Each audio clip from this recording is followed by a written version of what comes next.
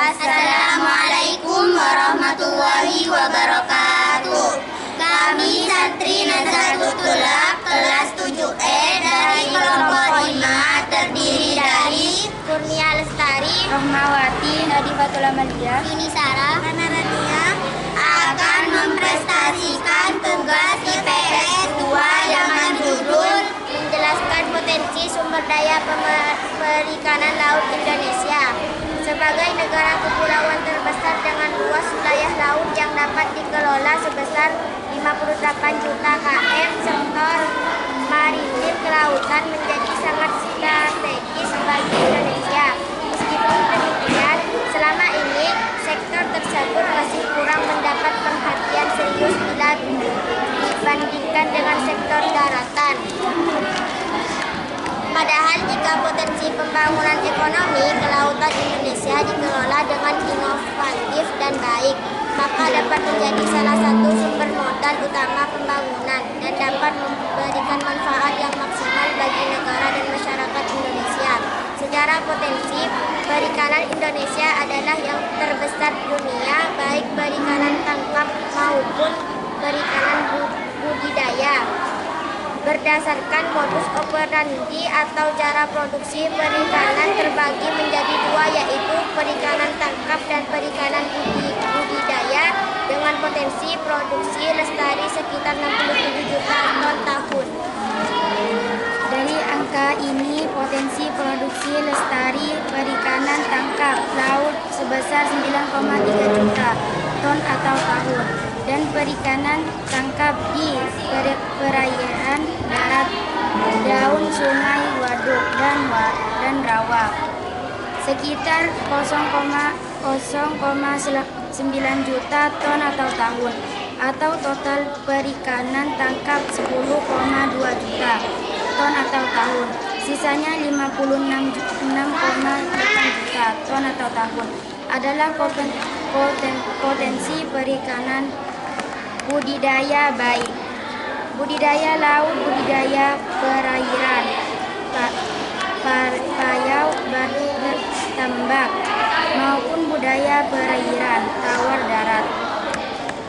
Potensi sumber daya alam yang ada pada dasarnya dimanfaatkan untuk pemenuhan kebutuhan manusia.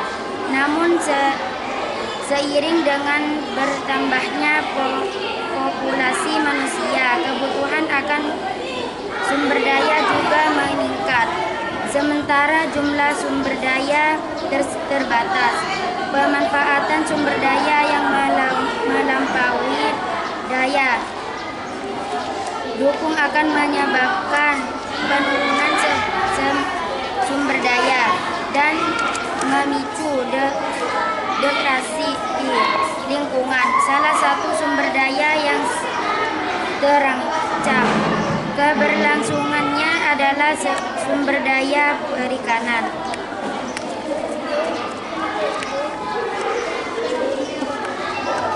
Pengelolaan sumber daya perikanan pada awalnya hanya berfokus pada pengembangan aspek ekonomi semata.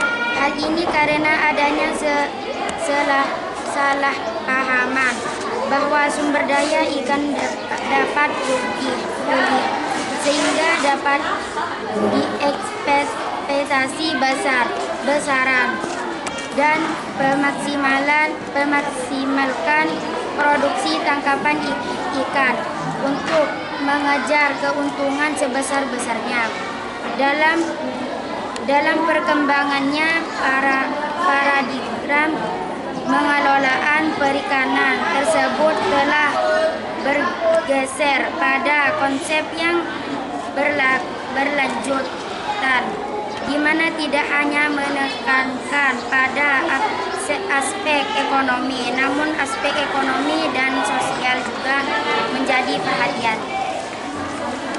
Mengingat luasnya wilayah perairan Indonesia, sehingga untuk optimalisasi pengelolaan sumber daya perikanan, maka pemerintah menetapkan wilayah pengelolaan perikanan negara Republik Indonesia melalui Peraturan Menteri Kelautan dan Perikanan Nomor 1 Tahun 2009 yang telah diubah melalui Peraturan Menteri Kelautan dan Perikanan Nomor 18 Tahun 2014. Wilayah Pengelolaan Perikanan Negara Republik Indonesia WPP NRI 718 mencangkup wilayah Laut Aru, Laut Arafuru, dan Laut Bima.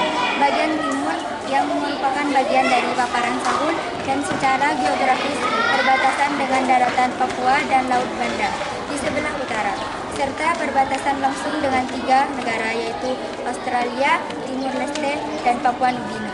Secara administratif, WPP ini terdiri dari 3 pemerintah provinsi yaitu Papua, Papua Barat, dan Maluku, serta 8 pemerintah kabupaten atau kota meliputi Kabupaten Maluku Tenggara, Maluku Barat Daya, Merauke, Mampit, Asmat, Mimika, dan Aru Kepulauan. Dokumen RPP WPP RI 718 2014. Potensi sumber daya ikan. Laut Arafura WPP 718 merupakan salah satu perairan tersebut di dunia, sehingga sumber daya perikanan di perairan ini tergolong melimpah, terutama udang dan ikan demersal. Usaha penangkapan udang di perairan ini sudah dilakukan sejak lama, dimulai oleh perusahaan patungan antara Indonesia dengan Jepang pada tahun 1970-an yang berpangkal di Sorong dan Ambon.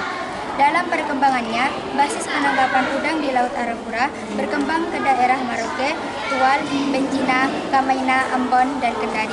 Sumber daya ikan yang terdapat di WPP NRI 718 terdiri dari 5 kelompok, yaitu ikan pelagis besar, ikan pelagis kecil, ikan demersal, ikan karang, dan udang.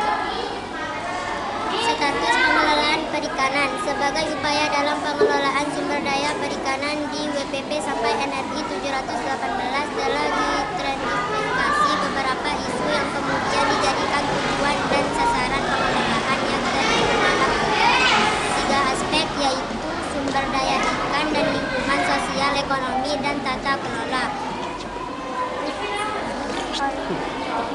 Oleh karena itu ekonomi dan tata kelola. Oleh karena itu, untuk mengidentifikasikan ketiga aspek yang menyeimbangkan antara tujuan sosial ekonomi dengan perimbangan kelestarian lingkungan yang menjadi satuan kesatuan sistem pengelolaan yang dipertifikasikan dan berkelanjutan digunakan mendapatkan ekosistem berdasarkan keputusan materi kelakuan dan perikanan nomor 47 tahun 2016 tentang estimasi posisi jumlah tangkapan yang diperolehkan dan tingkat bermanfaatan sumber daya ikan di wilayah pengelolaan Perserikatan Negara Republik Indonesia. Khusus untuk WPP sampai NRI 718 memiliki potensi sumber daya perikanan sebesar 1,9 juta ton dengan tingkat bermanfaatan untuk jenis udang, ikan demersal, dan lobster telah mengalami over sampai exploited. Demikian penjelasan mengenai potensi sumber perikanan laut Indonesia yang terlalu dipahami dengan penjelasan tingkat di atas kita yang memahami sebagai potensi sumber perikanan laut Indonesia menghadapi kondisi alam dan juga perekonomiannya. Demikian yang dapat kami sampaikan. Semoga apa yang penyaji sampaikan bisa menambah wawasan serta pengetahuan bagi kita semua. Atas perhatiannya disampaikan. Terima kasih. Wassalamualaikum warahmatullahi wabarakatuh. Kan ya, Pak.